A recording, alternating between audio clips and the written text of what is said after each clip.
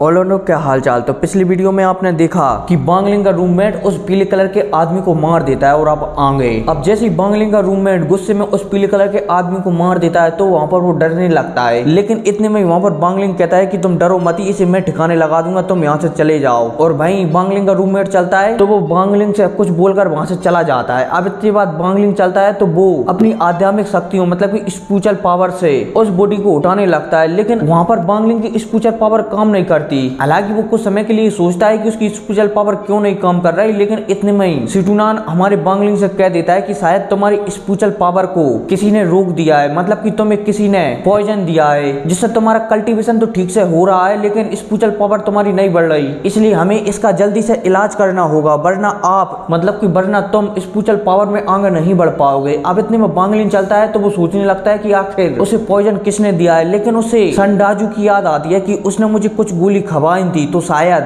हो सकता है कि उसने मुझे पॉइजन दिया हो। लेकिन अब इसी के साथ यहाँ से सीन शिफ्ट होता है और हमें एनयू सेक्ट के सभी स्टूडेंटों को बताया जाता है जो कि वहां पर एकत्रित हो रहे थे, क्योंकि यहाँ पर एक दूसरी एकेडमी के स्टूडेंट आने वाले थे, क्योंकि हर 2-4-8 साल में यहाँ पर इन दोनों एकेडमियों के बीच कॉम्पिटिशन होता है और उस एकेडमी का नाम है स्वान डाउ। अब यहाँ पर ये ऐसी बातें कर ही रहे होते हैं तभी आसमान काला होने लगता है और वहां से स्वान डाउ एकेडमी के स्टूडेंट एक मैजिकल बीस्ट पर बैठकर आ जाते हैं। और जैसी मैजिकल बीस्ट मतलब कि जैसी वो मैजिकल बीस्ट वहां पर आता है तो एनयू सेक्टर के स्टूडेंट वहां पर उस मैजिकल बीस्ट के बारे में बात करने लगते हैं कि शायद ये मैजिकल बीस्ट 300 साल से भी ज्यादा पुराना है, और तो और इसके अंदर इतना खतरनाक पॉइजन है कि उसकी एक बूंद भी अच्छे से अच्छे कल्टीवेशन को मौत के घाट उतार देगी। और वहीं जैसी बांगलिंग उस मैजिकल बीस्ट को देखता है तो वो प्रसन्न हो जाता है, क्योंकि इसका पॉइजन उसके लिए मतलब कि उसके शरीर में जो पॉइजन है ना उसका एंटीट्यूड का काम करेगा। लेकिन इतने में उस मैजिकल बीस्ट से बहुत सारे स्टूडेंट नीचे उतर कर आ जाते हैं और उनमें से एक लड़की होती है जो कि किसी खास मेथड का उपयोग करती थी, और तो और इस लड़की का जब जन्म हुआ था ना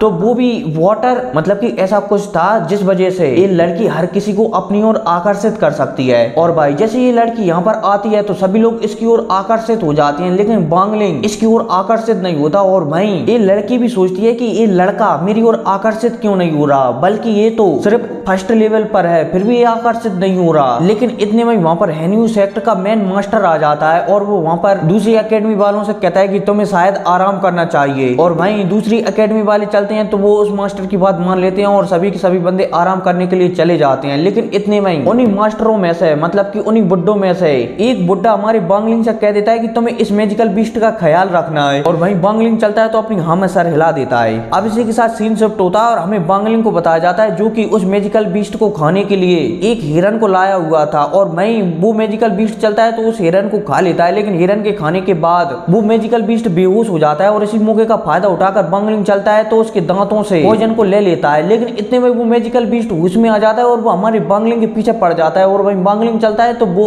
उससे बचाकर एक जगह पर पहुंच जाता है जहां पर एक सील टाइप की कुछ चढ़ी हुई थी। और वहां पहुंचने के बाद बांगलिंग चलता है तो वो उस पॉइजन को पी लेता है और पीने के बाद वो ट्रेनिंग करने लगता है। अब ट्रेनिंग करते करते यहाँ पर समय बीत जाता है, लेकिन अचानक हमारा बांगलिंग चलता है तो वो अपने पहले लेवल के 40 लेवल में आ जाता है, जिसे देखकर सिटुनान भी थोड़ा चौंक जाता है कि ये कैसे हुआ। लेकिन वहां पर फिर सिटुनान कहता है कि शायद ये तुम्हारी किस्मत अच्छी थी इसलिए तुम इतना ज्यादा लेवल पर एक साथ आ गए। अब इसी के साथ सीन शिफ्ट होता है और हमें बाहर का सीन बताया जाता है जहां पर दूसरे सेक्ट के कुछ लोग मतलब कि दूसरी एकेडमी के कुछ लोग बांगलिंग की ओर आ गए हैं और वो वहां पर कह रहे हैं कि तुमने आखिरकार हमारे उस मैजिकल बीस्ट के साथ क्या किया जो वो अचानक डिप्रेस रहने लगा मतलब कि उदास रहने लगा। लेकिन यहाँ पर हमारा बांगलिंग कहता है कि मुझे पता नहीं कि उसके साथ क्या हुआ। लेकिन भाई बांगलिंग की ऐसी बातें सुनकर सामने वाला स्टूडेंट नाराज हो जाता है और वो हमारे बांगलिंग पर हमला करने के लिए आगे आने लगता है। लेकिन इतने में वहां पर एल्डर सून आ जाते हैं मतलब कि संडाजू आ जाता है और वो उन स्टूडेंटों को रोक लेता है और फिर वहां पर कहता है कि अभी तो मैच स्टार्ट भी नहीं हुआ और तुम अभी से मेरे स्टूडेंट पर हमला कर रहे हो। और भाई जैसे ही वहां पर वो सामने वाले स्टूडेंट संडाजू की ऐसी बातें सुनते हैं तो वो वहां से चले जाते हैं। अब सीन शिफ्ट होता है और हमें संडाजू और हमारे बांगलिंग आपस में बात करते हुए बताए जाते हैं जहां पर संडाजू बांगलिंग से कुछ पूछ रहा होता है। और फिर इसके बाद यहाँ से भी सीन शिफ्ट होता है और हमें अगले दिन मैदान का चित्र बताया जाता है जहां पर दोनों एकेडमी आपस में लड़ने के लिए आ गई हैं और तो और कुछ बैरियर भी बना दिए गए हैं ताकि देखने वालों को भी चोट न लगे। और वहां पर हमें हमारे बांगलिंग के माता पिता भी बताए जाते हैं। अब इतने में सीन शिफ्ट होता है और हमें वहां पर एक लड़की को भी बताया जाता है और इसके अलावा वहां पर उसके भाई को भी बताया जाता है। और इन दोनों के कपड़े कपड़े देखकर ही पता लग रहा था कि ये दोनों वही सामने वाली एकेडमी से हैं। और तो और इस लड़की को देखते ही पता चल रहा था कि इसके पास फायर स्पिरिट की पावर है, मतलब कि ये तरह तरह की गोलियां बना सकती है। अब इसी के साथ सीन शिफ्ट होता है और हमें हेन्यू सेक्ट के लीडर को बताया जाता है, जो कि वहां पर कह रहे होते हैं कि मैच को शुरू किया जाए। और उनकी है कहती है हेन्यू सेक्ट का एक स्टूडेंट आगे आ जाता है और स्टूडेंट के आने के बाद सामने वाली एकेडमी का भी एक स्टूडेंट आ जाता है, लेकिन सामने वाली एकेडमी का स्टूडेंट हेन्यू सेक्ट के स्टूडेंट को बहुत ही आसानी से हरा देता है। और भाई जब हेन्यू सेक्ट के लोग सामने वाले स्टूडेंट से इतनी आसानी से हार जाते हैं तो वहां पर सामने वाली एकेडमी का एक बुड्ढा चलता है, तो वो वहां पर कह देता है कि अगर मेरे इस स्टूडेंट को किसी ने हरा दिया तो यहाँ पर मेरा मतलब कि मेरी एकेडमी हार मान लेगी। और भाई जैसे हेन्यू सेक्ट के लोग ऐसी बात सुनते हैं और सामने वाले बुड्ढे की, तो वहां पर हेन्यू सेक्ट की ओर से